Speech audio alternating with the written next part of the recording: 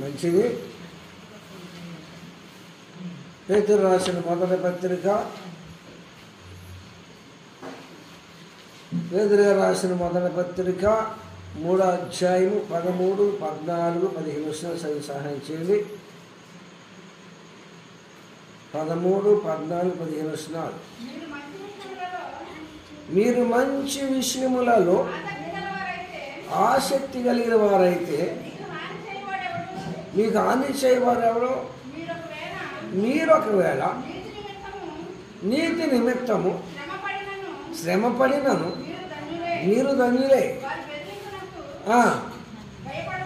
భయపడకు, కలవరపడద్దు. నిర్మలమైన మనసాక్షి కలిగిన వారే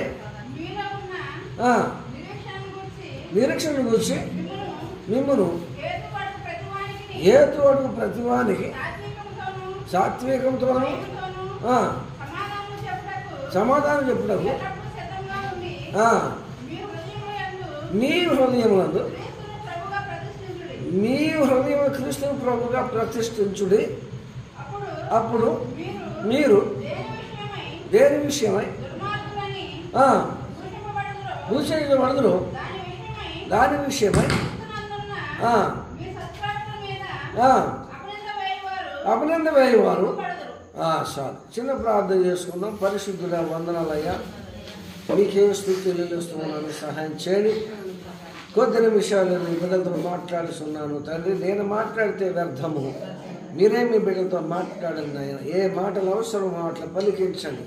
వినగలిగిన చెవి, గ్రహించే మనస్సు నాకు మాకు అందరూ దయచేయండి. అందరితో మీరు మాట్లాడి మహిమ పొందుతారని నజరేయుడు యేసు నామమున అడుగుచున్నాను తండ్రి, ఆమేన్. మంచిది. మరొకసారి చదువమ్మా. మీరు మంచి విషయములలో ఆసక్తి గలవారైతే, ఒక్కటే మనం ఆలోచించాలి. ప్రార్థన చేస్తున్న ప్రతి విశ్వాసి కూడా, ప్రార్థన చేస్తున్న ప్రతి వ్యక్తి కూడా మంచి విషయములలో ఆసక్తి కలిగిన వారైతే మీకు హాని చేయగలిగిన వాడు ఎవడో? ఈ రోజున క్రైస్తవ బిడ్డలో మంచి విషయాల్లో ఎంతవరకు ఆసక్తి చూపుతూ ఉన్నాము? మంచి కార్యాలు చేయాలని ఎంతవరకు కోరిక కలిగి ఉన్నాము? ఆ మంచి పనులు చేసే వారికి ఎటువంటి ఏ హాని జరగడానికి వీలు లేదు అని దేవుడు సెలవిస్తూ ఉన్నాడు. నిజమే, ఈ రోజున మనము విశ్వాసులుగా ఉంటున్నాము, కానీ క్రియల విషయంలో చూస్తే చాలా వెనకబడి ఉంటున్నాం. మంచి కార్యాల విషయంలో చూస్తే చాలా వెనకబడి ఉంటున్నాం. దేవుని వాక్యం ఎన్నడూ కూడా నిరర్థకం కాదు. దేవుడు ఎప్పుడు అబద్ధాలు ఆట కనుక మంచి వాటి విషయంలో మనం ఆసక్తి చూపాలి అని మన ఏకలు సెలవిస్తూ ఉంది. మరి మంచి విషయంలో మన ఆసక్తి కలిగిన వారు అయితే మీకు హాని కలగడానికి వీలు లేదు అని అంటున్నాడు దేవుడు. ఒకవేళ సాతానుని చిన్న చిన్న శ్రమలు, శోధనలు రప్పించినప్పటికీ వాటి నుండి దేవుడు విడిపించడానికి సమర్థుడై ఉన్నాడు. ఎందుకంటే నీకున్న విశ్వాసాన్ని బట్టి, నీకున్న నీతిని బట్టి, నువ్వు చేస్తున్న మంచి కార్యములను బట్టి దేవుని కృప నీ మీద ఉంటుంది అని నేనంటే లేదు. బైబిల్ గ్రంథంలో ఒక మాట చెప్తా, చూద్దాం. చూడండి, అపోస్తుల కార్యాలు 10వ అధ్యాయము 22వ వచనం. అపోస్తుల కార్యములు 10వ అధ్యాయం 22వ వచనం. చక్కటి మాట మనకు అక్కడ తెలుస్తూ ఉంది.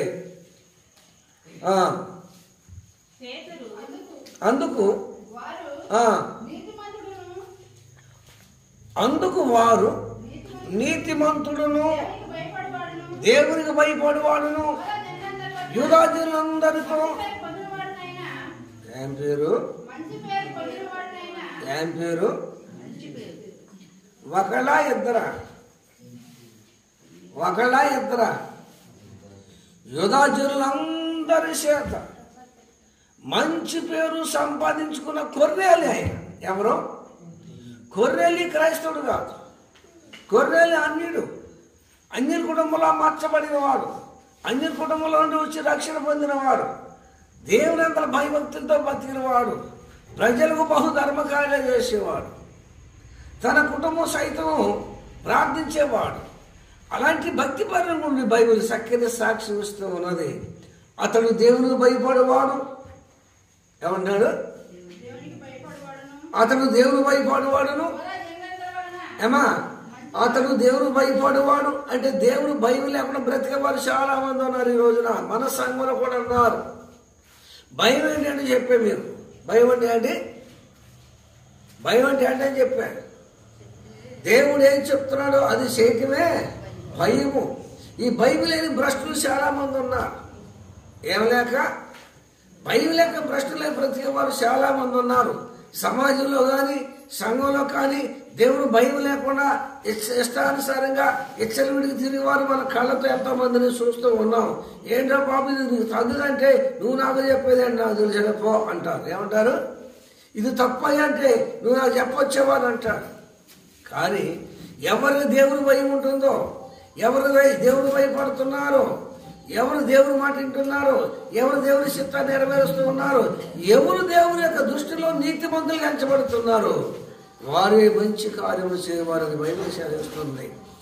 అతడు దేవుని భయపడేవాడును, యూదాజనులందరి చేత ఏం పేరు? ఏమా ఏం పేరు? ఆ అమ్మాయి అమ్మో ఎవరి జోలిగా వెళ్ళొచ్చు, కానీ దాని నోట్లో నువ్వు వెళ్తే మనం అయిపోయినట్టే. అంటే ఏమంటారు? అమ్మో ఎవరి సంగతి చెప్పండి, ఆ అమ్మాయి సంగతి మా దగ్గర చెప్పొద్దు. ఎందుకు? ఆమె చాలా మంచిదని కాదు, మంచిదని కాదు, అది పెద్ద గయ్యాడది. అంటే ఇంట్లో వాళ్ళని లెక్క చేయదు, కట్టుకున్న వాళ్ళు లెక్క చేయదు, అత్తమామ లెక్క చేయదు, అసలు ఊళ్ళో వాళ్ళన్నే దానికి భయమే లేదండి. దానికి ఏం లేదు, భయం లేదు. ఎవరి జోలన్నా తీసుకు అమ్మమ్మమ్మ ఆ జోలి మట్టికి తీయకూడదు అన్న సాక్ష్యాలు మనం నిర్ణయిస్తున్నాం. నాటి యొక్క సమాజంలో ఏ సాక్ష్యాలు అయ్యి వాడంత దుర్మార్గులు లేడో, ఏమంటారు? వాడంత దొంగలు లేడో, వాడంత తాగుబోతులు లేడో, వాడంత చూసగాడు లేడో. ఎవరి జోలు తీసుకుని వాడి జోలికి మనం వెళ్ళకూడదురా. వాడి జోలికి వెళ్తే కుక్క జోలికి వెళ్ళినట్టు. అంటే మన సాక్ష్యాలు ఏంటి? వాడి జోలికి వెళ్తే కుక్క జోలికి వెళ్ళినట్టే అన్న సాక్ష్యాలు మనం నాటి యొక్క సమాజంలో మనం ఏంటున్నాం. కానీ కొర్రెల గురించి అలాంటి యొక్క సాక్ష్యం లేదండి. కొర్రెల గురించి మంచి సాక్ష్యం ఇచ్చారు. ఏమని ఇచ్చారు? అతడు దేవునికి భయపడేవాడును, యూదాజనులందరి చేత మంచివాడు అనిపించుకోనండి. కొర్నేలియా ఎవరైనా కొర్నేలి. ఈ రోజున ఇంటున్న దేవుని పిల్లలారా, బ్రతికేది 4 దినాలని మనకు తెలుసు. ఇక్కడ బతికేది మనం శాశ్వతం కాదని తెలుసు. కానీ ఉన్న దినాలు భయపడచ్చు, నమ్మకంగా ఉన్నాం, నలుగురితో మంచి పేరు సంపాదించుకోవాలని అనుకోగలిగిన వాళ్ళు ఎంతమంది ఉన్నారు ఇక్కడ? నలుగురితో మంచి పేరు మనం సంపాదించుకోవాలి. రేపొద్దున మనతో వచ్చేది ఆ మంచి మాత్రమే వస్తుంది, మనతో ఏమీ రాదు అనుకున్న వారు క్రైస్తవులుగా బ్రతుకుతున్న వారు ఎంతమంది ఉన్నామని ఇక్కడ. అందుకన్నాడు, నువ్వు మంచి విషయంలో ఆసక్తి కలిగిన వారైతే నీకు హాని చేయగలిగిన వారు ఎవరూ లేరు. నీకు హాని తలపెట్టినా నిన్ను నాశనం చేయాలనుకున్న వాడే నాశనం అవుతాడు, కానీ ఆ నాశనం నీ మీదకే మాత్రం రాదు. వాడు ఎప్పుడు నాశనం అవుతాడు ఎదురు చూసే వాళ్ళు ఉన్నారు, వాళ్ళే నాశనం అవుతారు, కానీ ఆ నాశనం నీ మీద దేవుడు రాని. ఎందుకంటే మనకి సంఖ్యాకాండంలోకి వెళ్తే బాలాకను ఒక వ్యక్తి ఉన్నాడు. ఆ బాలాకను వ్యక్తి ఈ యొక్క ఇజ్రాయేల్ ప్రజలను తన దేశం నుండి పోనీకుండాకు బాలకు పెద్ద ప్లాన్ తీసి ఇజ్రాయేల్ చెప్పించుటకు, ఎవరిని చెప్పించుటకు? బిలామును రప్పించాలని ప్లాన్ వేసాడు. కొందరు పంపించాడు, కొందరు ద్రవ్యాన్ని ఎండి బంగాళించి పంపించాడు. కానీ వెళ్తే బిలాం అంటాడు, అయ్యా ఈ రాత్రి దేవునితో మాట్లాడి వస్తాను, దేవుడే చెప్తే చెప్తారు అన్నాడు. కానీ వెళ్తే దేవుడు వెళ్ళొద్దన్నాడు. అదే విషయం చెప్పారు బాలాకు దగ్గరకు వచ్చి. లేదు ఎందుకంటే గొప్పల నుంచి పంపించాడు. ఆ గొప్పలు వెళ్ళారు, ఆ రాత్రి ఉండమన్నాడు. మొదటి రాత్రి నీకేం చెప్పారు అది గుర్తుపెట్టుకోమన్నాడు. ఆ గొప్పలతో బయలుదేరి వచ్చాడు. 7 బలిపీఠాలు కట్టించాడు. 7 బలిపీఠాల మీద కూడా చెప్పించాడు. కానీ ఆ శాపవస్తున్న దేవుడు ఏం చేశాడు? దేవునిగా మార్చాడు. మంచి విషయంలో మీరు ఆసక్తి కలిగిన వారైతే నేను చెప్తున్నాను, ఎదుటి వారి యొక్క శాపం నీకు ఎలా మారుతుంది? దీవునిగా మారుతుంది. మనకు ఒక ఉదాహరణ చాలు. మనకి వాళ్ళు వాగ్దాన పుత్రులు శపించడానికి వీల్లేదని దేవుడు మాట్లాడాడు. దేవుని మాటను వినకుండా డబ్బును ఆశించి ప్రేమించి వాళ్ళతో వెళ్ళాడు. కానీ శపించిన ప్రతి శాపం వాళ్ళకి ఎలా మారింది? దీవునిగా మారింది. నీవు కూడా మంచి విషయంలో ఆసక్తి కలిగిన వాడవైతే, నీవు కూడా మంచి ఆసక్తి కలిగిన ఒక స్త్రీగాని ఉన్నట్లయితే సమాజంలో సంఘంలో హాని చేయగలిగిన వాడు ఎవడునో లేడు. జాగ్రత్తగా వినండి ఈ మాటలు. 2 బిడ్డలారా, దేవుని నమ్ముకున్న మనము మాదిరిగా ఉండవలసిన మనము ఎలా కనపడుతున్నాం ధ్యానానికి, ఎలా కనపడుతున్నాం సమాజంలో, ఎలా కనపడుతున్నాం సంఘాల్లో. నా దేవుని యొక్క లేఖనం ఎప్పుడు నిరర్ధకం కాదు. మంచి విషయములు మనం ఆసక్తి చూపాలంట. అవును, ఆసక్తి చూపడానికి ప్రభు మనల్ని పిలుచుకున్నాడు. ఆసక్తిగా ఉండాలని లోపల దేవుడు మనల్ని విడిపించి రక్షించుకున్నాడు. ఎందుకంటే క్రీస్తు చూపిన ప్రేమను మనము చూపాలి. క్రీస్తు కలిగిన మాదిరిని మనము చెరువులకు చూపించగలగాలి. నాటి క్రైస్తవులు కనపడేది ఏమిటంటే, ఒకడు పచ్చగా బ్రతుకుతుంటే వాడు ఎప్పుడు నాశనం అవుతాడా అని ఎదురుతాం. పైకి భక్తి అనే ముసుగులో ఉన్నాం. మనం ఏం చేస్తున్నాం? భక్తి అనే ముసుగులో ఉన్నాం అంతే తప్ప పరిపూర్ణమైన విశ్వాసం మనలోనికి రాలేదు. అసలు దేవుని భయం మనకు లేదు. ఏం లేదు? దేవుని భయం ఉంటే నేను చేసి తప్పుని గ్రహింపు నీకు వస్తుంది. దేవుని భయం నీకుంటే నేను నడిచే నడక మంచిది కాదని ఆలోచన నీకు వస్తుంది. ఆ దేవుని భయం లేని వాళ్ళు ఏం చేస్తారంటే తనకు పుట్టిన ఆలోచన ప్రకారం చేయాలనుకుంటారు. ఎదరో చెప్పిన మాటను లెక్క చేయకుండా ఉంటారు. ఏం చేస్తారమ్మా? లెక్క చేయరు. ఎందుకు లెక్క చేయాలంటే వాళ్ళ యొక్క ఆలోచనలు మంచివి కావు, వాళ్ళు నడుస్తున్న నడకలు మంచివి కావు. కనుకొని ఏ మంచి మాట చెప్పినా వాళ్ళకి ఎలా ఉంటుందంటే గాయం మీద కారం పోసినట్టుండదు. నా సంగతి ఎవరో మోసారు అంటే నా సంగతి ఎవరో అందుకే నన్నుగురుని చెప్పాడు. అసలు మీ సంగతి అనవసరం. ఉన్నా లేకనని నేను చెప్తున్నాను. నువ్వు బ్రతికితే మంచిగా బ్రతకండి. మంచిగా నువ్వు సమాజంలో సంఘంలో నిలవగలిగితే ఎవడు నీకు హాని చేయ తలపెట్టానో, నీకు హాని చేయ ఎవడు తలపెట్టానో అది తిరిగి వారి మీదకి వెళ్ళదు. కానీ అది నీ మీదకి మాత్రము రావటానికి వీళ్ళు నేనంటలేదండి, అది వాక్యం చెప్తుంది. దేవుడు మన పక్షం ఉండగా ఎవడు మనకి విరోధి? ఏమన్నాడు? దేవుడే మన పక్షం ఉండగా మనకి విరోధి ఎవడంటే, ఒక దేవుడే మన పక్షం లేకపోతే, దేవుడే మనతో లేకపోతే, దేవుని ఆజ్ఞ మనలో లేకపోతే నిజంగా శత్రువులు ఎంతమంది? మనుషులు శత్రువులు కాకపోయినా దురాత్మ సమూహం మనకి ఏమై ఉన్నారు? శత్రువులై ఉన్నారు. వాళ్ళు అనుక్షణం మనల్ని ఏం చేస్తూ ఉన్నారు? కనిపెడుతూ ఉన్నారు. ఎక్కడ అవకాశం దొరుకుద్దా, ఎక్కడ చదువు దొరుకుద్దా ఏద్దామని చెప్పేసి వాళ్ళు ఎదురు చూస్తూ ఉన్నారు. అందుకే పౌలు గారు అంటాడు, నేను పోరాడుతున్నది శరీరంతో కాదు కానీ ప్రస్తుత కాలం ఉన్న ఆకాశ దురాత్మ సమూహంతో పోరాడుతున్నాం అంటారు. నిజంగా మన యొక్క పోరాటం మనుషులతో కాదు కానీ దురాత్మ సమూహంతో పోరాడుతున్నాం. అట్టి ఒక పోరాటంలో మనకు జయం కావాలి, మన విజయం పొందాలంటే మన ప్రవర్తన విషయంలో ఏం కలిగి ఉండాలి? మన మాటల విషయంలో ఏం కలిగి ఉండాలి? చెప్పండి అమ్మా. మంచి ప్రవర్తన కలిగిన వారమై ఉండాలి. మంచి విషయములను ఆసక్తి కలిగిన వారై ఉండాలి. అప్పుడు అంటాడు, ఎవడు నీకు హాని చేయలేడు. ఒకవేళ నీతి నిమిత్తము నీవు శ్రమ పడిన ఎడల నీవు ధన్యుడవు. నీతిగా బ్రతుకుతున్నప్పుడు నీ మీద నిందలు మోపుని ఎడల నీవు ధన్యుడవు, ధన్యురాలవు. ఏం లేదు నాన్నగారు, ఈ ప్రార్థన చేయడం మొదలుపెట్టిన తర్వాత ఇళ్ళ పక్క వాళ్ళు అందరూ శత్రువులు అయిపోయారయ్యా.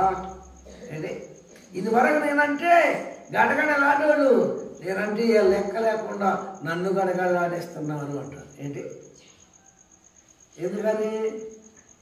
ఎందుకని ఇలా వాళ్ళు మనకి ఏమేకయ్యారంటే మనం నోరెత్తట్లేదు కనుక, అది లేదన్నా మనం పీచులా తలంచుకుని పోతున్నాం కనుక. వీడు మనమంటే వీడు ఏం కలిగింది?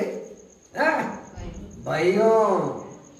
మనమంటే ఇది పోతున్నాడు అనుకునే పిచ్చోళ్ళు చాలా మంది ఉన్నారు. అమ్మ నేను చెప్తున్నాను, ఈ రోజున ఒక నీవు నీతి కొరకు నిలబడినప్పుడు, నీతి కొరకు బ్రతుకుతున్నప్పుడు, నీతి నిమిత్తం ఒక నీవు శ్రమ పడినేడలా నీవు ధన్యుడవు ధన్యురాలవు. వింటున్నారా ఈ మాట? చాలామంది అనేది. ఎందుకంటే ఈ మధ్యన బాగా శ్రమలు ఎక్కువైపోయినాయ్యా, భరించలేకపోతున్నానయ్యా, ఇరుగు పొరుగు వారితో నేను ఏకలేకపోతున్నానయ్యా. ఒకళ్ళు నిన్ను పరీక్షించడానికి శ్రమ పడినేడలా నీవు ధన్యుడవు, నీవు ధన్యుడవు, నీవు ధన్యుడవు, లేక నేను ధన్యుడను. ఈ రోజున నీతి కొరకు నిలబడిన మనకి నిందలు సహజం. ఏంటమ్మా? నీతి కొరకు నిలబడిన మనకి నాడు నిందలు సహజం అంటున్నాను. కాయలున్న చెట్టుకి రాళ్ళు దెబ్బలు తప్పు. అర్థమైందమ్మా? కాయలున్న చెట్టుకి రాళ్ళు దెబ్బలు తప్పు, కాయలున్న చెట్టుకి ఎవరు ఒక రాయేది. అలాగనే నీతి కోసం మనం నిలబడినప్పుడు మన తోటి వారు సహజంగా మనల్ని ఏమంటారు? అయ్యారు, భక్తులు అయిపోయారు, నిన్నడా మనతో తిరిగిన వాళ్ళు ఇలా పరమ భక్తులాగా నటిస్తున్నారు, వీళ్ళ సగటు మనం తెలియనట్లు అని మనతో తిరిగిన వాళ్ళు మనల్ని ఏం చేస్తారంటే ఏడన చేస్తూ ఉంటారు. మన ఇంటి వారు మనల్ని ఏం చేస్తారంటే ఎగతాళి చేస్తూ ఉంటారు, శిరస్సు చూస్తూ ఉంటారు. దేని విషయమైన ఏమాత్రమో చెప్పండి బాధపడక, ఆ విషయంలో మనం ఏం చేయాలి? సంతోషించాలి. దేవా వాళ్ళందరూ నన్ను కాదు నాయనా, నిన్నే లోకము మిమ్మల్ని ద్వేషించినలా మీకంటే ముందుగా నన్ను ద్వేషించగది మీరు ఎరగరా.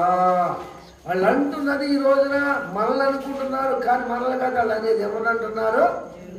నువ్వు నమ్మిన దేవుడు, నువ్వు వెంబడిస్తున్న దేవుడు, ఏ దేవుడి కోసం నువ్వు నీతిగా నిలబడాలనుకున్నావో ఆ దేవుడి నిమిత్తం నువ్వేం చేయాలి? ఏం చేయాలి? ఈ నిందలు అవమానాలు సహజము భరించాలని దేవుడు చెప్తున్నాడు. ఏం చెప్తున్నాడు? భరించాలని చెప్తున్నాడు దేవుడు. ఎందుకోసం? నీవు ధన్యుడిగా ఉండాలనుకుంటే, నువ్వు ధన్యురాలుగా ఉండాలనుకుంటే నా కోసం నువ్వేం చేయాలి? భరించాలి, అనుభవించాలి. దాన్ని బట్టి నువ్వేమవుతావు? చదవండి 15వ అధ్యాయము 18వ స్నేహాను శుభవార్త 15వ అధ్యాయము 18వ వచనము. లోకము మిమ్మల్ని ద్వేషించిన ఎడలా మీకంటే ముందుగా నన్ను ద్వేషించగలరు మీరు ఎరుగరా. లోకులు మిమ్మల్ని ద్వేషించిన ఎడలా మీకంటే ముందుగా నన్ను ద్వేషించగలరు మీరు ఎరుగరా. సౌలా నీ వేళ నన్ను హింసిస్తున్నాము అని దేవుడు సౌలుతో మాట్లాడు. దమస్కు మార్గంలో దేవుడు సౌలు దర్శించాడు, సౌలుతో మాట్లాడుతున్నాడు. సౌలుతో మాట్లాడుతున్న సమయంలో సౌలా అంటున్నప్పుడు నీవెవడో ప్రభు అంటున్నాడు. ఏమన్నాడు? నువ్వెవడము అన్నాడు. నీవు హింసించే క్రీస్తును నేన కాదా అన్నాడు. ఏమంటున్నాడు? నీవు హింసించే క్రీస్తును నేన కాదా. క్రీస్తు సౌలు హింసించలేదు. క్రీస్తు సౌలు క్రీస్తు మీద కంకణం కట్టలేదు, కానీ క్రీస్తు బిడ్డల మీద కంకణం కట్టాడు.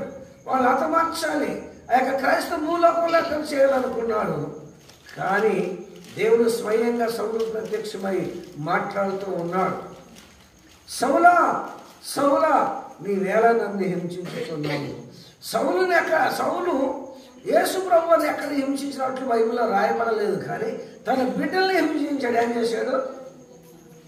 తన బిడ్డలు ఏం చేశాడు? హింసించాడు.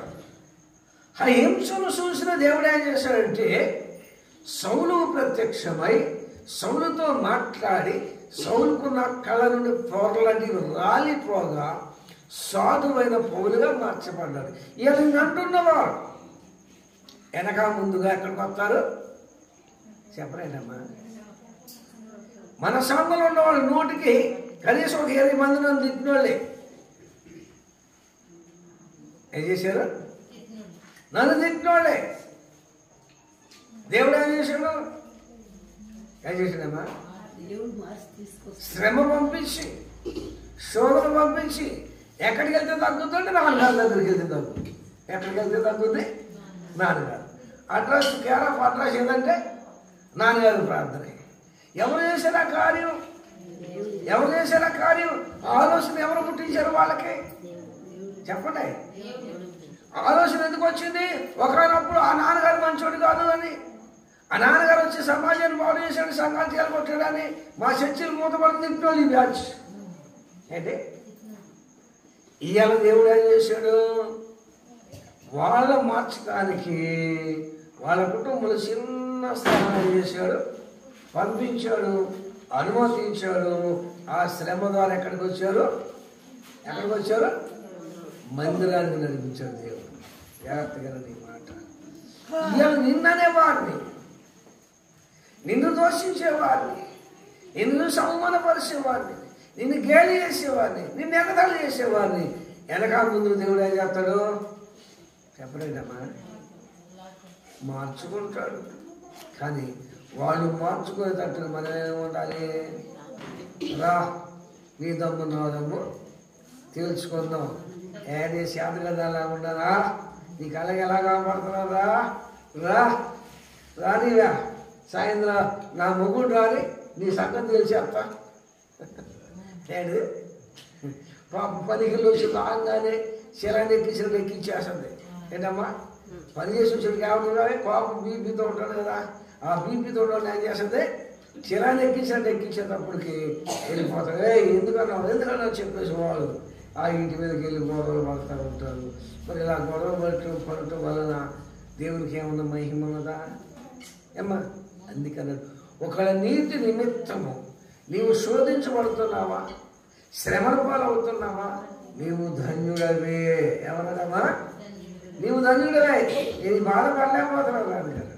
ఏంటి ఈ ఇంటి దగ్గర సంవత్సరాలు చేయలేదయ్యా? ఏంటి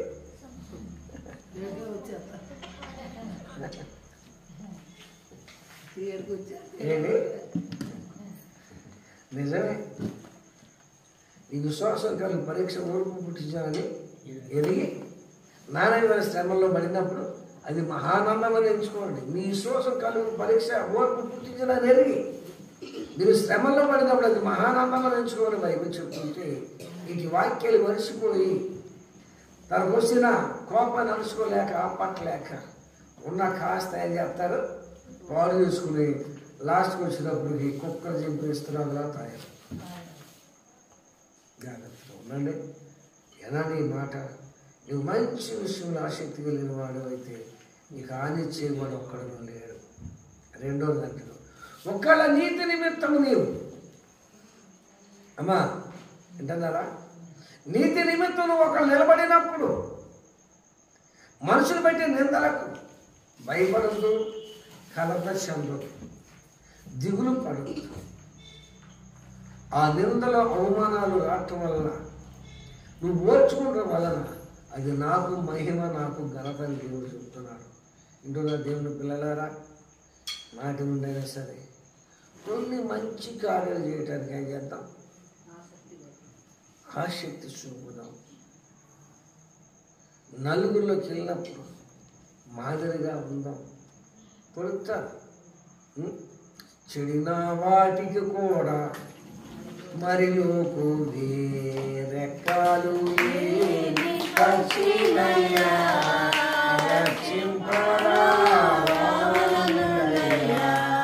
చెడిపోతే పక్షి పడిపోవుట, పడిపోతే పాపము చేయుట, చెడిపోతే పక్షి పడిపోవుట, పడిపోతే పాపము చేయుట. కడు వెలుగుతో పక్షి ఎగరే పొమ్ము,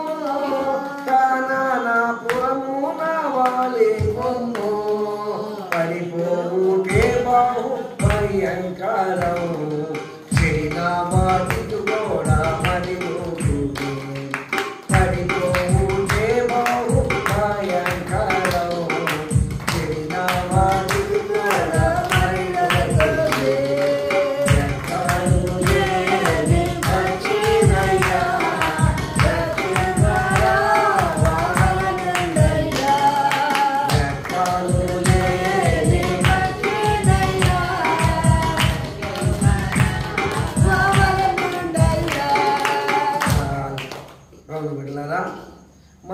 ఎప్పుడైతే కొంచెం నీతిగా నిజాయితీ బ్రతకాలని అనుకుంటున్నాము, మనకంటే శనివారు కూడా మనల్ని ఏం చేస్తారు?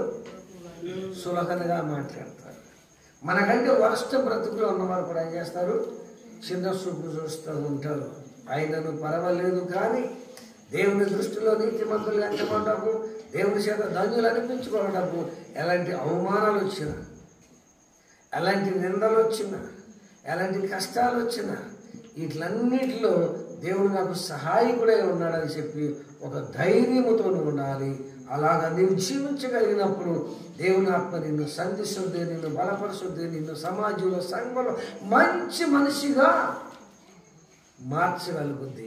అందుకని నీవు మంచి విషయములో ఆసక్తి కలిగిన వాడవైతే నీకు హాని చేయగలిగిన వాడు ఎవడనో లేడు.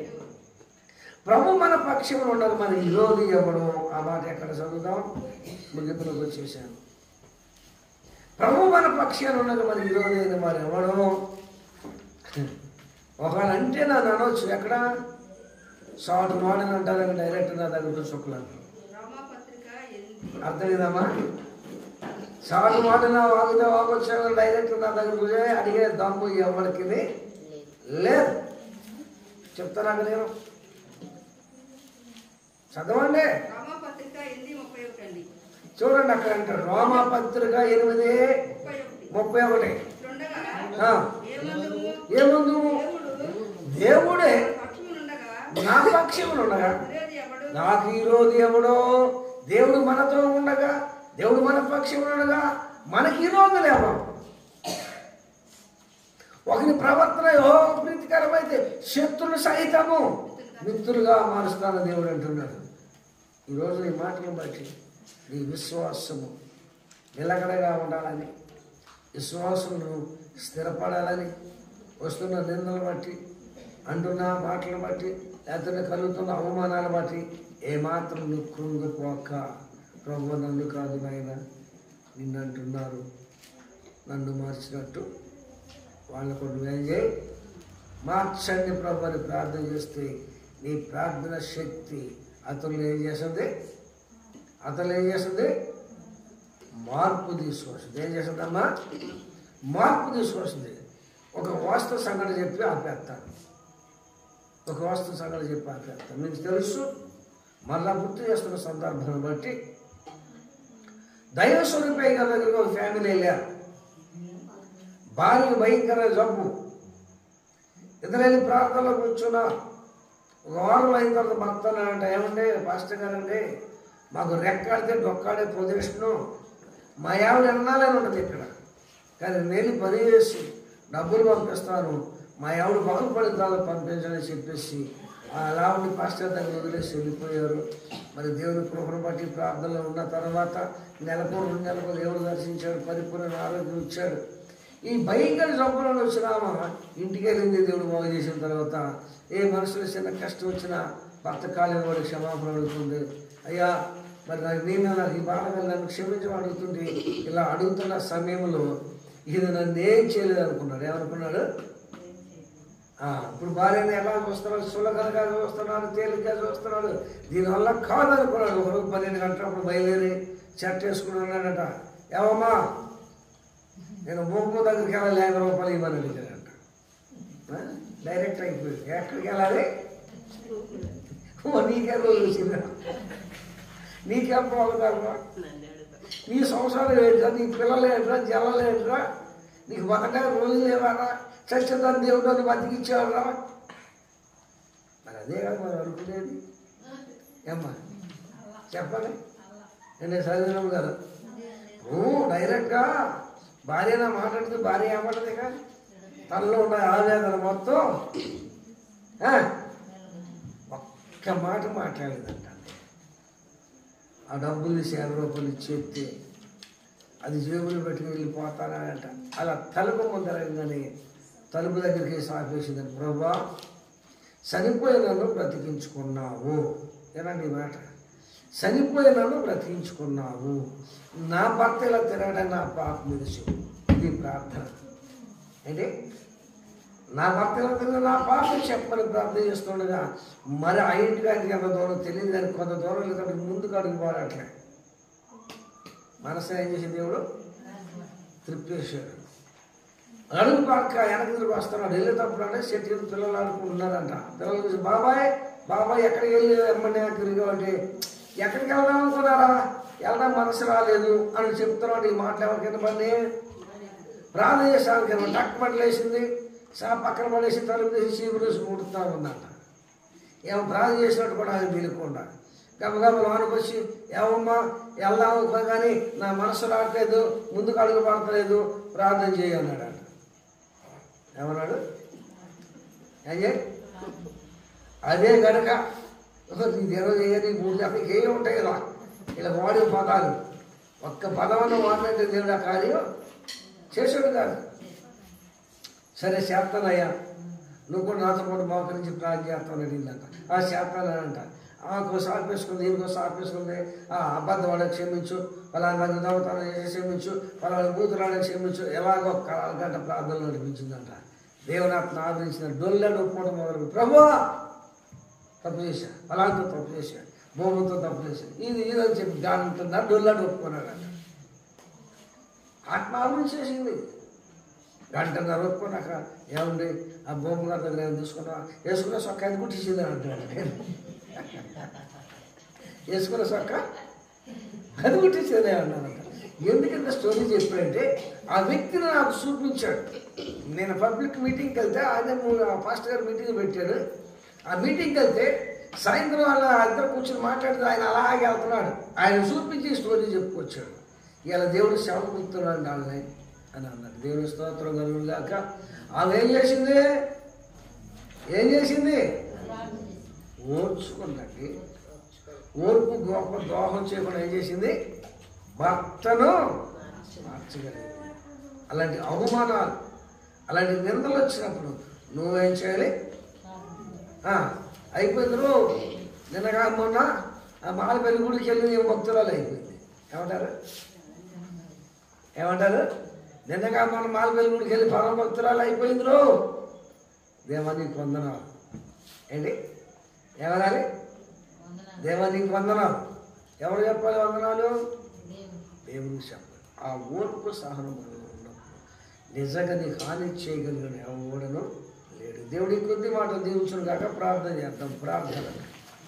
వందనాలు తండ్రి, ఇస్తూ ఉన్నాను, సహాయం చేయండి రాజా. మంచిది మాలో కొంచెం లేదు నాయన. మంచి కార్యాలు చేయలేకపోతున్నాం ప్రభు. మానవ మాత్రులుగా ప్రభు లోక సంబంధ కార్యాలకి తలపోసుకుని క్షమించి సహాయం చేయి. నీవు మంచి కార్యం విషయంలో ఆసక్తి కలిగిన కానీ చేయగలిగిన ఎవడో క్షమించు.